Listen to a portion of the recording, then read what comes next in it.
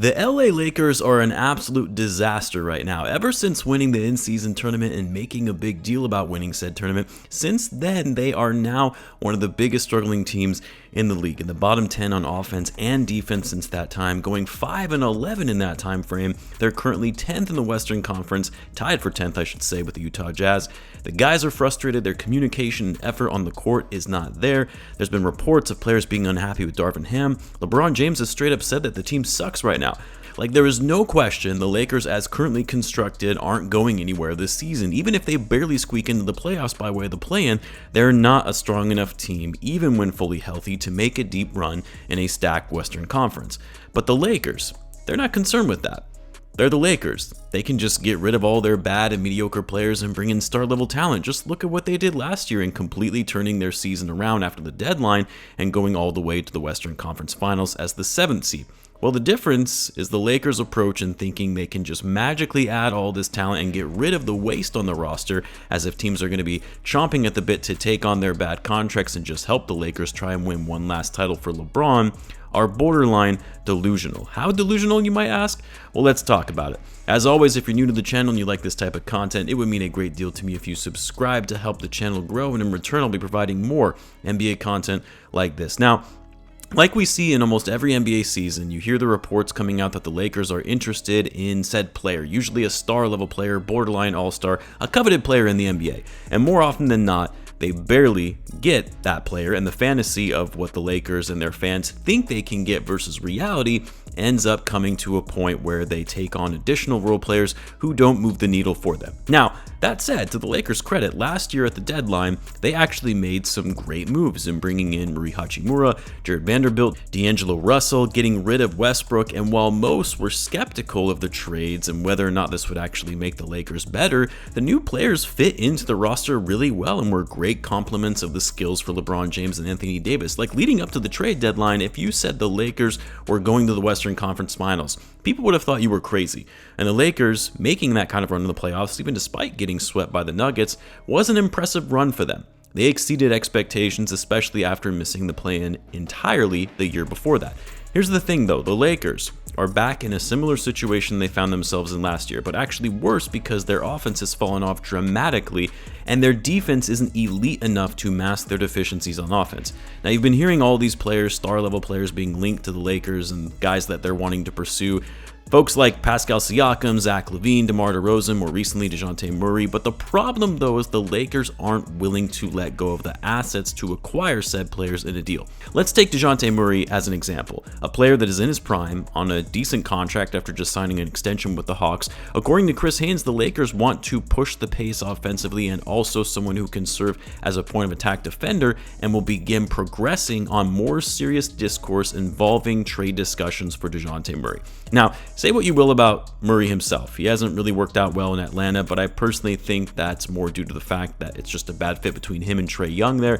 That trade never made sense to me, and I've talked about it ad nauseum on the channel that I cannot believe the Hawks traded 3 first-round picks to get Dejounte Murray. But regardless, Murray is still an incredible player, one of the better two-way players in the league, and unlike a lot of stars that the Lakers have gone after in the past, this isn't a player who is in his early to mid-30s. No, this is a guy in the peak of his prime at 27 that could conceivably be used as a piece that you're able to build with for the future after LeBron goes off into retirement. So while Murray's trade value may not be that high right now, especially if the Hawks are making it clear they may go on a fire sale after their disappointing season, but the problem for the Lakers, and why I think they're incredibly delusional, not in just going after Murray, but with any star player that is potentially on the trading block, is they really don't have much to offer in the form of a trade. They have one draft pick, one first round pick that they're able to trade. They can either trade their first round pick in 29 or in 2030. They can't trade both because of the league's Stepien rule. And then when it comes to valuable trade assets that teams are going to be interested in, you're talking about Austin Reeves, maybe JHS, maybe Jared Vanderbilt, although he's really struggled this season. And that's about it. I mean, of course, they could trade LeBron and Anthony Davis as their most valuable trade pieces, but they've said before those guys are untouchable. Whether they should be untouchable is up for debate, but the Lakers aren't moving those guys. So if you're the Lakers, you have one first-round pick you can trade. Very few second-round picks because they traded the bulk of their seconds to get Hachimura. So you're really talking about the Lakers wanting to trade Hachimura and D'Angelo Russell, both average and consistent players who don't really move the needle for a team like the Hawks, Bulls, or Raptors, depending on if you're talking about Murray, Lavine, or Siakam in a trade. Both players, I might add, who are having down seasons, who aren't on cheap contracts. They're not untradeable contracts, but not contracts that would be considered team friendly. So the question is, how are the Lakers in their right mind thinking they can get a star level player in return if they're unwilling to include Reeves, Anthony Davis, or LeBron in a deal? They want all of these players, they think they're going to get everybody, but they're unwilling to give up anybody to get these players. The lack of awareness here on the part of the Lakers is actually quite astounding. And to make it even more comical, some reports have also indicated that the Lakers do still prefer to hold on to their first round pick to preserve some of their draft capital for the future. Like, you can't have your cake and eat it too. It just doesn't work that way. And the Lakers have no one to blame but themselves. Think about all the assets, all the young players and draft picks they gave up to get Anthony Davis. The fact that they had to give up more picks to get Hachimura. They had to move on from another first round pick to get rid of Russ and acquire D'Angelo Russell. The fact that they continually mortgaged their future all in the name of getting LeBron James what he wanted and trying to win one last title when that was never really going to be realistic. And now they're sitting here on the edge of the play-in, knowing this is likely LeBron's last year, as he has a player option in the final year of his contract and has on record said he's going wherever his son is drafted next season. And considering the Lakers don't have their pick for this upcoming draft, it's not going to be them unless they trade into the draft, which they're unwilling to trade the necessary pieces to do so.